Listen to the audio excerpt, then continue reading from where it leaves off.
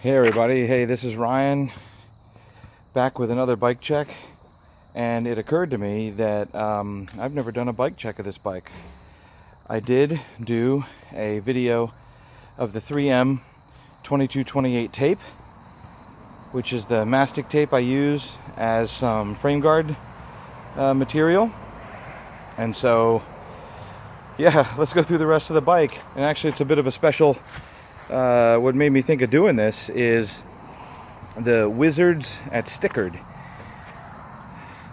That's what this one's about. So I just did a kit with Richard Vi at Stikrd.com, and we call this digital camo.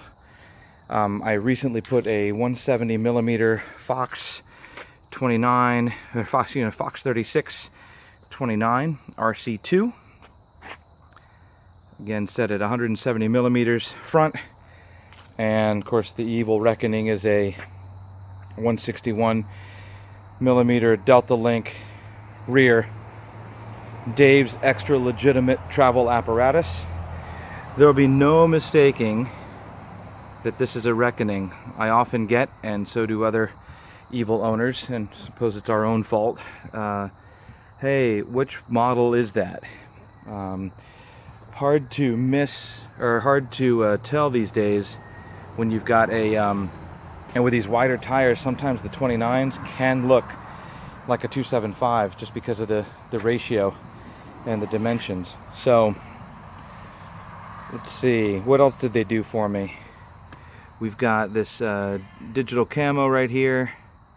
Let me see if I can get a nice lock focus. I don't think I can. Something's going on. Or just can't resolve that. Sorry about that. Looks good. Also, instead of doing like the traditional Ibis, I asked Stikrd if they would set it up with the Ibis, sort of a bit of an Ibis logo, right side down, right side up sort of style, instead of the Ibis script that's the default on these things. Down on the swing arm, I used one of the Bleed Black Die Evil taglines. I have a 6C, Raceface 6C crank on there. I'm running HT pedals. The old motif on here was gold. I left those on. Got to cut costs somewhere. Running a Fox Float X2. Awesome shock. Got that nicely dialed. I did look at push, but wasn't ready for a coil at the time that I got this. This bike's about a year old. Running Shimano XTR trail brakes with a 180 rear and a 200, or whatever they call it, 203 front. Whatever the largest diameter is. I believe it's a 200, 203, something like that. A KS Lev Integra post with a wolf tooth connected to a wolf tooth dropper. Remote using the Shimano Spec 2 iSpec 2 lever, or excuse me, adapter. There's a whole separate video of that that I've got on my channel. Renthal Apex bar and stem. It's a 35. It's an 800 that I cut down to 780. And when I say I cut down, I didn't. The guys at Fanatic, who originally built the bike for me, did. And I believe this is a 32mm stem. It's the shortest one they can do. Now, from a fit perspective, this is a medium. I'm 5'11", but I have a short torso, so I tend to run smaller bikes. And a 160/29 is, by everybody's account, a big bike. So where I am with this is I'm going to probably run something between a 40 and a 50. So started looking into something like that, to just give me a little bit more room on the front. It's just something I've grown into that makes me a little bit more comfortable on this bike, particularly at the bike parks that I take this to. I don't know if I've forgotten anything else. I'm running on a drivetrain perspective, I've got an absolute black 32mm, 32 tooth oval ring, mated to SRAM Eagle, and that's been running really great. And for tire selection, nothing new, not an original thought here.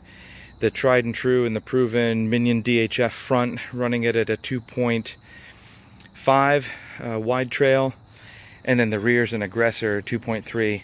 And even though it's rumored, or not so much rumored, as we're expecting an Aggressor 2.5 for the 29s to be coming out sometime this year or this fall, I honestly don't think I have any need for more meat in the back. I like the way that the Minion DHF carves on the front, and I like the lower rolling resistance but the nice knob, side knob bite that I get, predictable bite in the rear, and I don't get that on-off switch. It does have a gradual breakaway point, so I can listen to the tires, listen to what they're doing, and then you know, give my steering inputs accordingly.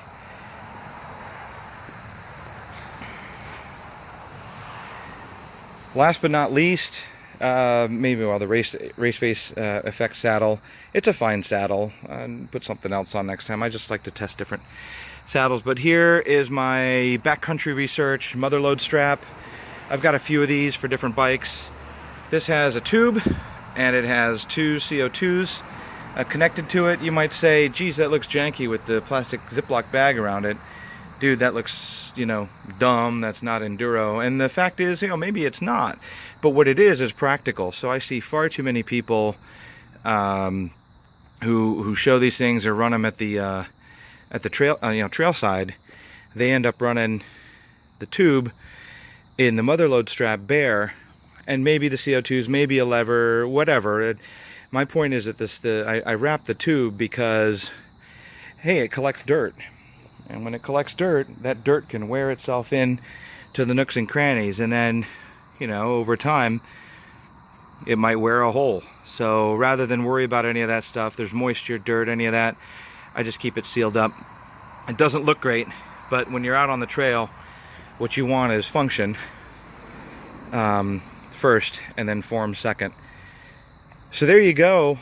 Let me know if I missed anything. Let me know if you have any questions. Been dying to put this out there and really just say big shout out to the guys at Stikrd. They're terrific. Pleasure to work with, reasonably priced, and this is actually my second time using them for you know, some livery, and very, very happy. So with that, I'll just sign off. Leave a comment below. Let me know if I missed anything. Let me know what you think. It's not for everyone, but this one here is just in time for Halloween. Take care. Cheers.